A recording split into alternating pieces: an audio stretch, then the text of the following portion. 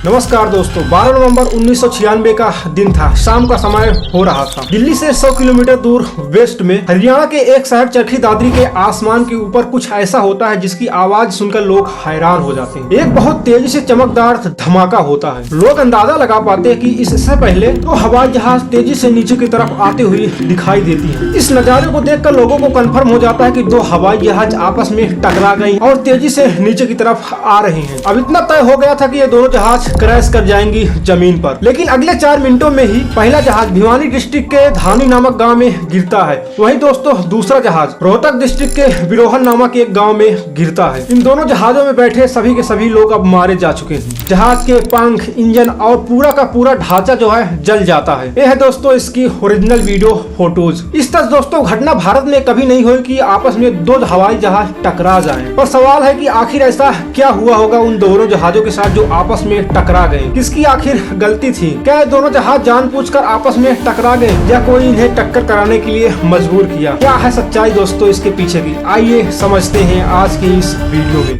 Pakistan airline के 1907 विमान के pilot Keep the 150. Do not descend. Accelerate, Sadio. Get to the 150 because of the 140. दोस्तों अगर आप हमारे चैनल पे नए हैं, चैनल को सब्सक्राइब कर लें ताकि आने वाले हमारे सभी वीडियोस आपको मिल सके। तो चलिए अपने कहानी पर वापस चलते हैं। दोस्तों हमारी इस कहानी की शुरुआत होती है 12 नवंबर 1996 से। इस दिन दोस्तों दिल्ली के इंदिरा गांधी इंटरनेशनल एयरपोर्ट से सऊदी अरेबिया जाने के लिए सऊदी अरेबियन एयरलाइंस की फ्लाइट 763 289 पैसेंजर और 23 क्रू मेंबर के साथ तैयार हो जाती है और कुछ ही मिनटों में शाम के 6:32 पर टेक ऑफ कर जाती है। यह फ्लाइट सऊदी अरेबिया जा रही थी, लेकिन इस फ्लाइट में सबसे ज्यादा पैसेंजर भारत के लगभग 215 लोग, जबकि सऊदी अरेबिया का सिर्फ एक ही बंदा था और इसके साथ 40 पैसेंजर नेपाल के थे, 5 पैसेंजर यूके के थे और 1 पैसेंजर बांग्लादेश का था। भारत के लगभग सभी पैसेंजर वहां पर काम धंधा ढूंढने के लिए जा रहे थे, कोई हॉस्पिटलिटी का काम करने के लिए तो कोई अपने ऑफिस के वर्क के लिए। वहीं दोस्तों दूसरी तरफ कजाकिस्तान से कजाकिस्तान एयरलाइंस की फ्लाइट 1907 27 पैसेंजर और 10 क्रू मेंबर के साथ इंडिया आ रही, यानी कि इंदिरा गांधी इंटरनेशनल एयरपोर्ट पर। ये जो कजाकिस्तान का फ्लाइट है इसमें ज्यादातर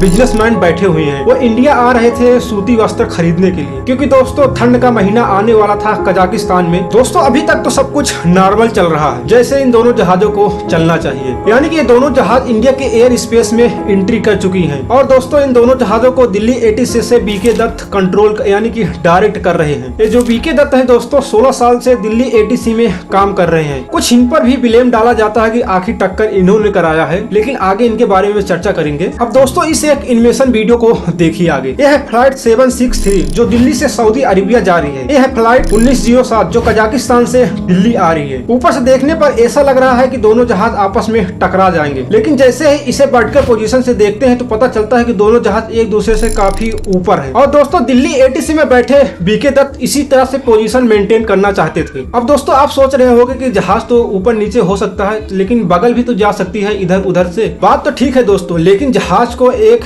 परमानेंट रास्ता चाहिए होता है ताकि उसे बार बार निर्देश करने की जरूरत न पड़े। हाँ कभी कभी अगर कोई प्रॉब्लम आ जाती है तो रास्ता थोड़ा बदल लिया जाता है। लेकिन दोस्तों 1996 में जितने भी जहाज सेंट्रल एशिया या यूरोप में जाती थी सिर्फ एक ही रूट से होकर जाती थी, जिस रूट से फ्लाइट 1907 आ रही है दिल्ली। सीधा सीधा मतलब है कि दोस्तों उस जमाने में सिर्फ एक ही रूट हुआ करता था। खैर दोस्तों बीके दत्त जो है इसी वजह से फ्लाइट 763 को 14,000 फीट की ऊंचाई तो वहीं फ्लाइट 1907 को 15,000 फीट की ऊंचाई पर रहने के लिए बोलते हैं, क्योंकि दोस्तों रूट तो सेम ही है, इसलिए इन्हें एक दूसरे के ऊपर कर देना ज्यादा अच्छा रहेगा। इस तरह दोस्तों एक दूसरे के बीच 1,000 फीट की ऊंचाई का डिफरेंस भी हो जाएगा। इस तरह दोस्तों डेली निर्देश देना रहता था जो भी जहाज आती थी इंडिया और जो इंडिया से बाहर जाती थी। इस वजह से बीके दत्त कुछ ज्यादा टेंशन नहीं होते हैं और रिलैक्स हो जाते हैं और अपने रडार मॉनिटर पर इसे नोटिस करते रहते हैं। ये जो रडार है इस पर जो ग्रीन डॉट दिखाई दे रहा है यही सब जहाज होते हैं और इसी तरह रडार पर बीके दत्त देख रहे थे। दो डॉट आपस में एक दूसरे के पास आ रही हैं। एक समय ऐसा आता है कि ये दोनों डॉट आपस में भिड़ जाती यानी कि कोलैब कर जाती हैं, लेकिन तुरंत ही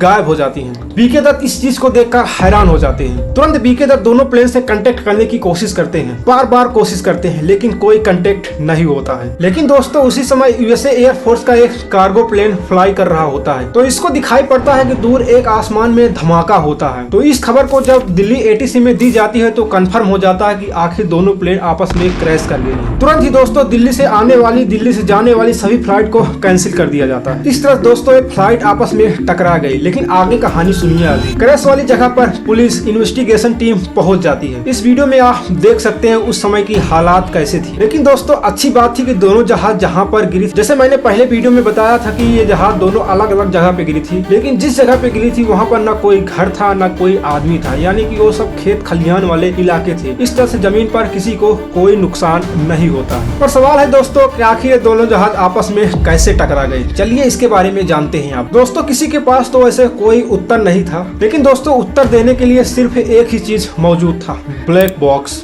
दोस्तों ब्लैक बॉक्स एक तरह से होता है रिकॉर्डर। ये सभी प्लेनों में लगे हुए होते हैं। इनमें दो तरह से रिकॉर्डर होते हैं, एक CBR रिकॉर्डर, एक FDR रिकॉर्डर। CBR का काम होता है कॉकपिट में बैठे जितने लोग होते हैं, या जैसे कि पायलट हो गए, इंजीनियर हो गए, उनकी वॉइस को रिकॉर्ड करता है कि वो क्या बोले और क्या काम किए, सिर्फ वॉइस को। लेकिन दोस्तों FDR बताता है कि क्या संकेत दिया गया कंप्यूटर को या किसी फ्लाइट को, यानी कि CBR कॉकपिट में होने वाले आवाज को रिकॉर्ड करता है, जबकि FDR जो होता है किस डाटा को दिया गया कंप्यूटर में उसको रिकॉर्ड करता है, जैसे कि हो गया ऊंचाई कितनी है, प्रेशर कितना है और भी बहुत कुछ। अब दोस्तों इन्हीं CBR और FDR का डाटा जो है पढ़ कर पता लगाया जा सकता था कि आखिर क्या हुआ होगा उस समय। लेकिन दोस्तों एक परेशानी थी कि इंडिया के पास उस समय जो है टेक्नोलॉजी अच्छी नहीं थी कि CBR और FDR को पढ़ सके। इसलिए दोस्तों इसको भेजा जाता है इंग्लैंड में और रसिया में। और दोस्तों अपने इंडिया में इस पूरी घटना को जांच करने के लिए एक कमेटी बनाई जाती है, लोहित कमीशन। इसके प्रेसिडेंट बनते हैं दिल्ली हाई कोर्ट के एक पुराने जज रमेश चंद्र लोहित। कुछ महीनों बाद दोस्तों CBR और FDR के डाटा आ जाते हैं इंडिया के पास, और इस घटना के पीछे का मुख्य कारण बताता है CBR आखिर कैसे हुआ। सिर्फ दोस्तों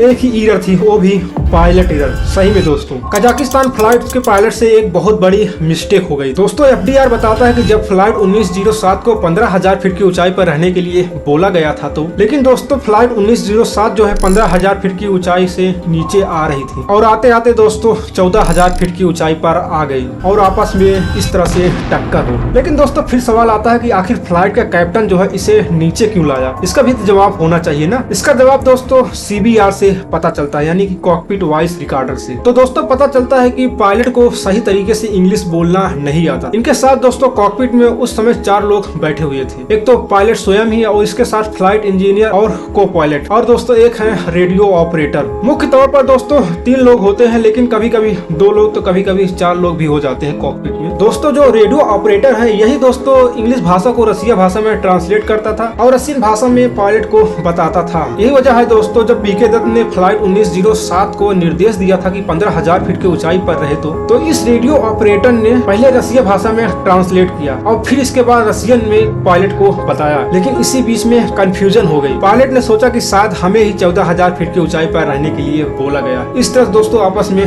टक्कर हो गई। दोस्तों और दूसरा कारण बताया जाता है कि उस समय मौसम काफी खराब था, जिसकी वजह से जो बातचीत हो रही थी वो सही ढंग से नहीं हो पाई। इसी वजह में पायलट जो है कंफ्यूज हो गया और अपने फ्लाइट को 14,000 फीट की ऊंचाई पर लेकर चला आया। इस वजह से आपस में टक्कर हो गई। यहाँ दोस्तों फ्लाइट 763 की कोई गलती नहीं होती है, क्योंकि दोस्तों ये अपने ही ऊंचाई पर उड़ रहा होता है, जबकि फ्लाइट 1907 14,000 फीट की ऊंचाई पर आ गया। सिर्फ दोस्तों भाषा के एरर की वजह से टक्कर हो गई और 300 से अधिक लोग मारे गए। लेकिन दोस्तों उस जमाने में कई तरह से छोटी छोटी गड़बड़ियां थी, जैसे कि सेकेंडरी रडार का दिल्ली ATC पर न होना। सेकेंडरी रडार बताता है कि आखिर जहाज कितनी ऊंचाई पर उड़ रहा है और दूसरी जहाज कितनी ऊंचाई पर उड़ रहा है, जबकि पहला रडार बताता है कि जहाज किस जगह पे है, कहां पर है, जबकि सेकेंडरी रडार बताता है कि ऊंचाई कितनी है। और दिल्ली ATC में सेकेंडरी रडार नहीं था। दोस्तों अगर वीडियो इन्फॉर्मेटिव लगी हो तो चैनल को सब्सक्राइब करना न भूलें। बहुत बहुत धन्यवाद।